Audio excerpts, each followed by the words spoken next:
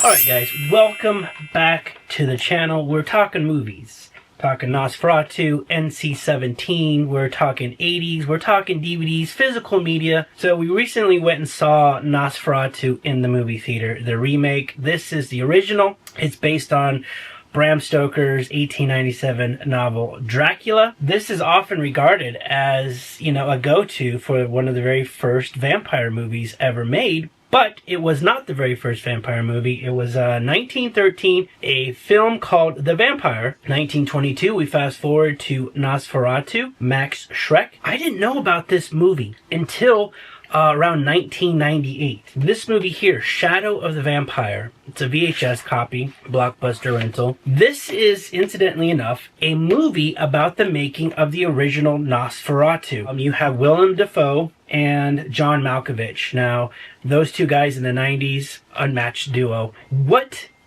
really shocked me is the actor in this movie really thought he was a vampire, or tried to become one, to such a degree he would bite the girls on camera and try to suck their blood. That's the truth. Watch the movie. It wasn't made to last because then Bram Stoker's estate sues this company because they did not get permission. So they were shut down and put out of business. But the legend remains. Nosferatu, this original version. So about every 10 years or so, since Nosferatu, there seemed to be a resurgence of the universal monster Dracula. In Bela Lugosi's version of Dracula, we were introduced to the slicked back ladies' man Dracula that we've come to know in a lot of the movies. Since 1913 to 2010, there have been over 649 movies dealing with Dracula. How do I know this, guys? I'm not a brainiac. I watched this movie called Nightfall, and it's a documentary of the birth and the rise of Dracula. And the bonus material is The Devil Bat with Bela Lugosi. Incidentally enough, Bela Lugosi's last foray as Dracula in a movie would be Abbott and Costello meets Frankenstein.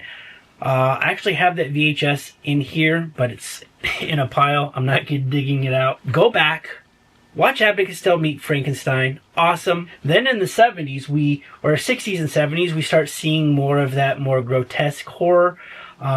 And that's where I'm starting to get drawn into is some of that earlier horror. For example, Black and White. That's a creepy dude. Now, I can show you this without getting dinged on YouTube because, so every 100 years, this material becomes part of public domain and anybody can do what they want. Hence why Winnie the Pooh, once it reached its 100 years, somebody took Winnie the Pooh and made 2 horror movies out of it. So some of the older horror is starting to become a little bit more attractive to me because we're running out of really good horror. There are some exceptions to the rule.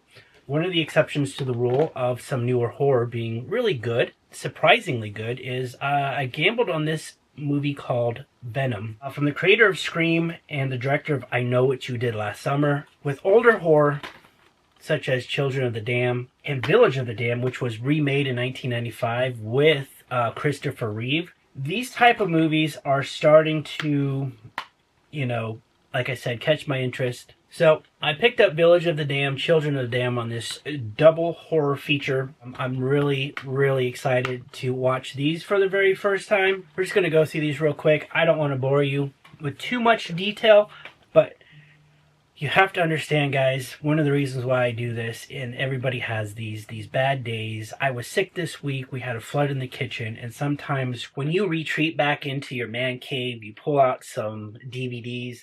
And one of the reasons I'm starting to really love DVDs, the Blu-rays, the 4Ks, Coven. The best thing I can say about this movie is no subscription fees and no commercials. Other than that, Coven is basically a 50-cent whiny bitches and some titties. I kid you not. Now, when I watch a movie, no matter how bad a movie is, I will watch the entire movie. I will go to IMDb after. I will then check to see if I'm crazy or not based on user reviews, right? Within 10 minutes of this movie, I quickly retreated to IMDb. The very first rating I came to was a 1. I kid you not. Insanely whiny bitches. Not every movie I get is a hit. Take Hangman. This is found footage type horror. and that's a subgenre of horror. Think of the Blair Witch Project. That's probably the best example of found footage horror. What was wrong with Hangman? There was a 250-pound man living in someone's attic, and they never heard him burp or fart or move around in the house. Like, he had free reign of the house at night, as if nobody ever woke up to see him just sitting on the couch watching you sleep. Okay. Like, they didn't attack the bad guy as super creepy. He would literally just sit on the couch as if he had the run of the place, instead of hiding behind a couch and poking his head up so that in case they woke up, he could duck back down, or crawling on his hands and knees. Wow, what is going on? I have light on me. What is going on here? The camera is loving the TV and me. All right, spotlight's back on me. Instead of crawling around, he's walking on 2 feet. Like, he's walking on with socks. I'll give you that. He's wearing socks. Guys, I'm 180. You can hear me walk on carpet. It just didn't make sense. So, these two movies, yeah, I bought and paid for them, but they're going back.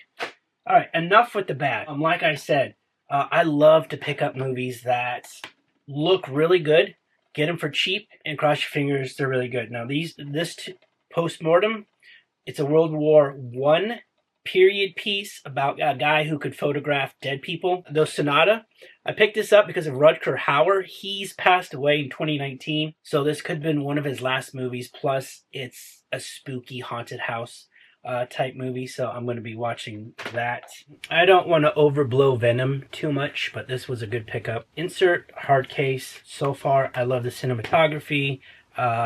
Really good vibes. You know, with that, I Know What You Did Last Summer. Good actors. Good premise of a creepy tow truck driver who gets bit by these snakes that involve a voodoo curse and comes back to life. Check it out. You might like it. All right, what do we got in here? Next one up is Monsters. I watched this on Netflix. It comes with a slipcase cover. Think of this monster movie as a talking monster movie, talking about a journalist going into a quarantine area where apparently aliens are living here on Earth, and humans and aliens are fighting, but yet you don't see the fighting. They're just reporting on the fighting. I like the premise. It works. Siren. This, no, I'm torn on this. I don't know what I'm going to do. I'm keeping it for right now. Maybe hopefully upgrade it. But this is a horror movie about a mermaid who attracts boats of men to an island and then kills them. Except this time a boat with men has a girl with them in tow, one of the girlfriends, and the mermaid is attracted to the girlfriend, and then the girlfriend just figures out what's going on. Girlfriend then kills mermaid. If that sounds really weird, you'll have to watch the movie. Guys, remember this? Escape from New York, Antisocial Studies 101. But I went through my stash and I was rearranging everything because I don't have it organized that well, and I don't have it on the iCollect app. Plus, my wife has the iCollect app, and it doesn't help me when I'm out by myself. I have it. Escape from New York. With the insert and the DVD. Now I just need Escape from LA. Early 2000, I think 2000 or 2001 release of Nightmare on Elm Street 2. Has the insert and some DVD art. Check out that Screaming Man DVD art. Anytime you can pick up horror DVDs and excellent, like new, then do so, because these are out of print.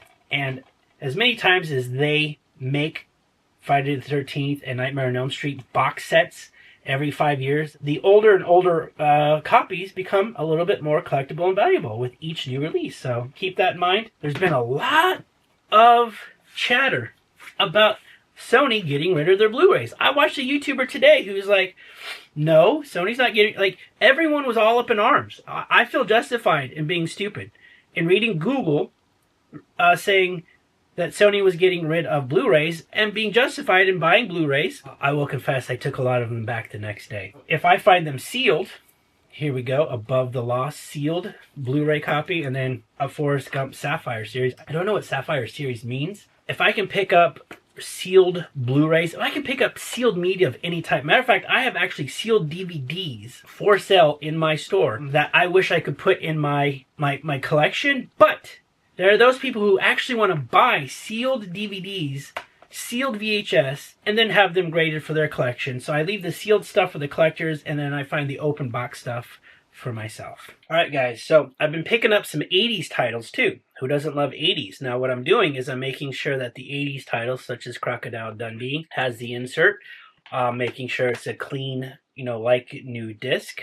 Alright, so you watch Crocodile Dundee, and I actually have to do this, guys. I apologize for having to do this, but Crocodile Dundee you watch for two reasons. Number one, it's this scene right here. That's not a knife. That's a knife. Now, I have to do this because I must confess, this is my second time doing this video. My first time doing this video, I guess I got a message from Paul Hogan's company saying, yeah, you can't be putting me on YouTube like this. And I'm like, okay. So I got that fixed. And then it was another movie that said, yo, you can't be putting us on TV like that without I'm like, okay. So then I fixed that. And then a third one said, okay. So I fixed the third one. And then finally the fourth one. And then no issues. And then I upload the video, and then today, guess what? Crocodile Dundee blocked me again for having a little bit of whatever you're about to see now. So the second reason you watch Crocodile Dundee is for her. 1985, 1986, I think I was like 12, 13 years old. Linda Kozlowski, who was a virtually unknown actress at the time. And this scene here where Paul Hogan is sneaking in on her taking a bath in her, well, clothes, for it's PG-13, right? But apparently in 2014, Linda Kozlowski divorced Paul Hogan. And I think because of this right here, anytime you show that on YouTube, you're going to get blocked. But I do this, and now I ain't going to get in trouble. So, hello, I'm right here. Hello. So in the 1980s, there was a lot of piggybacking and copying, right? For example, everyone's favorite movie from 1985, 1986, and please guys, forgive me if I don't know the exact years. I'm a little tired. I've got my man card pulled because I'm drinking White Claw. Let's say Top Gun comes out. And then that same year, Iron Eagle 2 comes out. And what does it deal with? It deals with fighter jets, just like Top Gun, right? You saw Star Wars come out in the late 70s, early 80s, and all of a sudden you started seeing all these copycats do science fiction, outer space movies. So with the advent of Australian actors permeating the US market, this guy came along, Drop Dead Fred. And I picked this up, has Phoebe Cates in it. I'm going to have to rewatch this. Here's what's awesome about some of the older DVDs. It just goes straight into the DVD. If I put in a DVD from the 2000s, you're going to have to go through like 4 or 5 different, oh, thanks for the, giving me lighting back. I'm going to have to go through 4 or 5 different previews. I'm going to have to listen to some commercial. You got to go through another commercial with, whoever wanted to sponsor that DVD. And then you finally get to your movie. But here, some of the older movies, you're able to just skip all of that. And there's even one movie that I wanted to talk about. That's Henry and June. The very first NC-17 movie that ever came into existence. Matter of fact, Henry and June is so old, 1990. This is a 1990 pressing of the DVD. These were fancy back then when you'd have like the lock clips. There is the insert, and the insert is actually 2-page inserts. Right? So Henry and June comes along, which is considered Uma Thurman's first full-feature theatrical movie that she's in. This movie gets an X rating, and they're like, whoa, time out. We can't have an X rating because that's going to kill our box office. So Henry and June is a period piece, and I have to do this because NBC Universal doesn't want you to see anything about this movie. Like, I basically put a black bar over this movie, and they still didn't want you to see this. So I'm going to do this, and fuck with the YouTube algorithm, okay? But back in the 80s, an X rating meant it was a porno.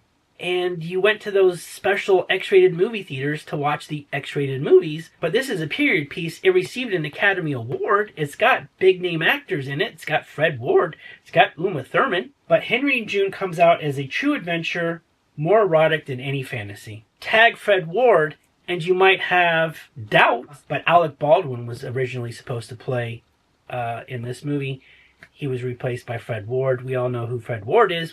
The Adventures of Remo Williams, so Alec Baldwin to Remo Williams. Yeah, I'm not getting the erotic adventure feel or vibe from Fred Ward, but sure enough, it got that X rating. So what they did is they created an NC-17 rating that bridged the gap between an R rating and an X rating. This was able to get that NC-17 simply because an X-rated movie is gratuitous nudity and sex. It's not really framed in reality. Whereas this movie may have the same nudity and sexual experiences, but it's framed in reality. So in 1990, they created an NC-17 rating. It solved the problem, but it really didn't make them a lot of money because I remember as a kid, the advent of an NC-17, I was like, whoa, that's, your parents can't even take you to go see that movie, right? The next movie that gets an NC-17 rating is, I think, Showgirls. Again,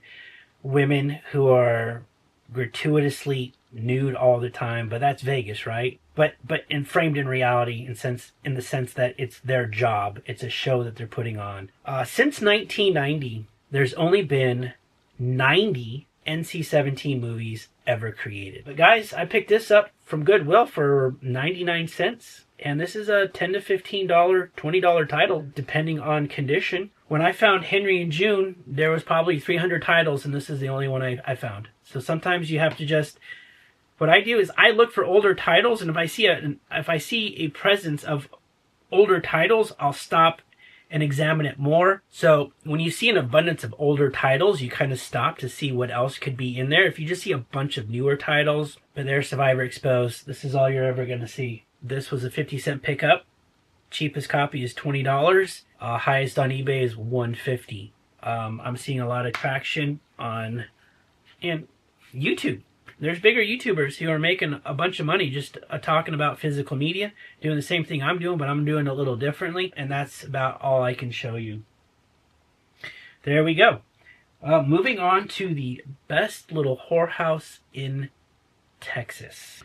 Actually, let's leave the best little whorehouse for last, because there's some truly good gems in that movie. Second to last but not least is this triple pack of Revenge of the Nerds. I didn't know that they made a Revenge of the Nerds 3, but apparently it's 2007. Went way under the radar. Nobody cared.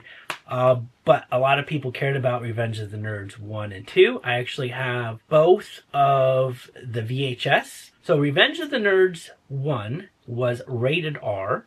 I think it came out in 1984. Revenge of the Nerds 2, Nerds in Paradise, came out in 1986. That was PG-13, so I had copied that off of at the time when you could record movies with these little puppies here. I recorded that and watched that a few times.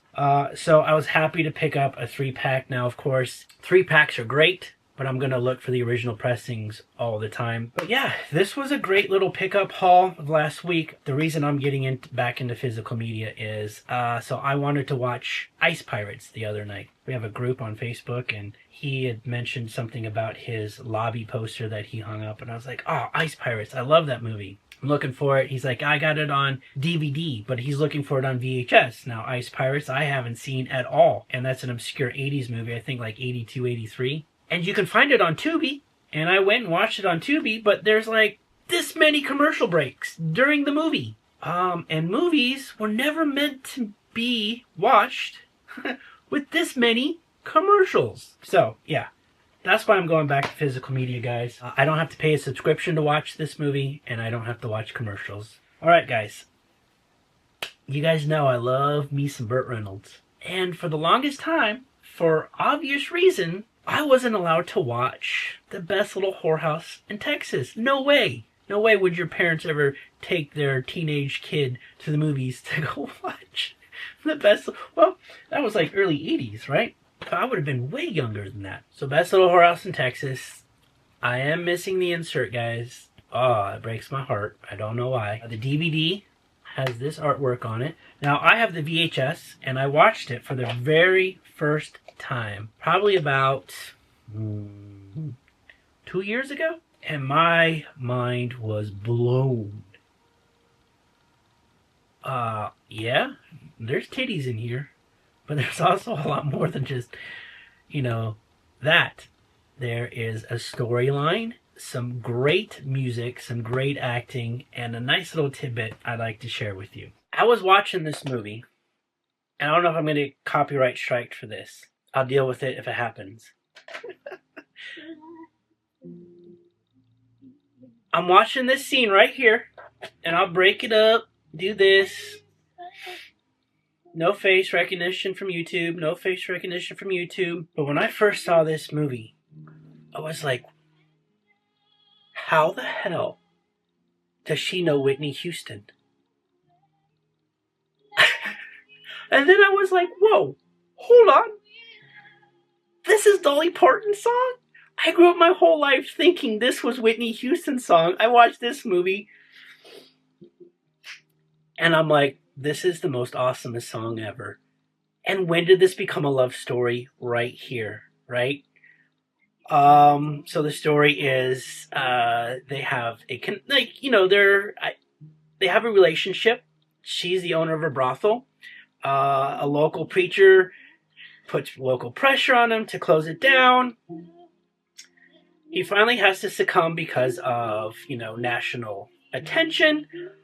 And this is her last breath of, I understand that you have to walk away from me because I am a prostitute, but I want you to know I will always love you. And I think, and I'll probably do it now, but it's a good movie. And because I love that guy. But yeah. Here is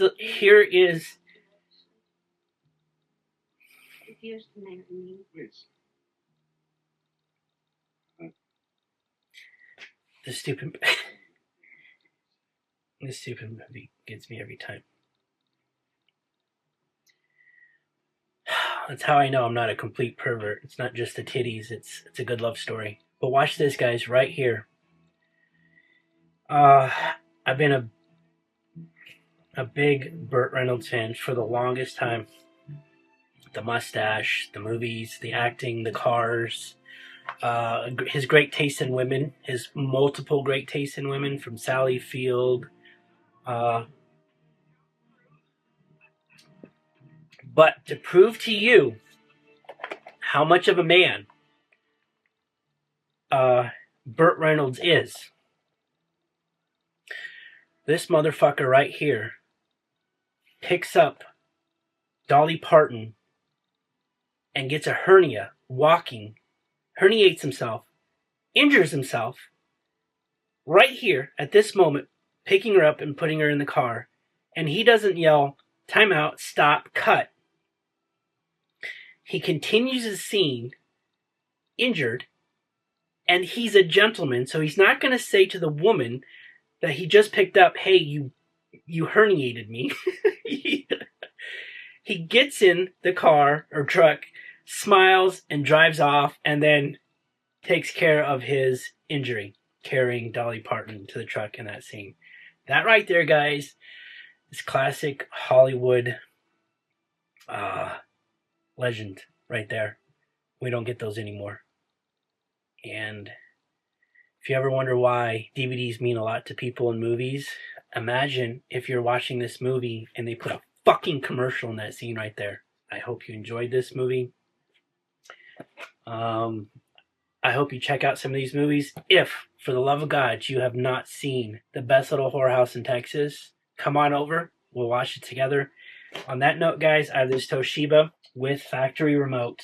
It is an SDF V295, and I have it listed for $80, and people without remotes are trying to sell this for 80 bucks, guys. So I always try to give you a good deal. I always try to make it entertaining and fun. Thanks for joining this bonus video. Thanks for checking it out. If you liked it, you know what to do. Give it that thumbs up. And we'll see you guys on Friday with our regularly scheduled program.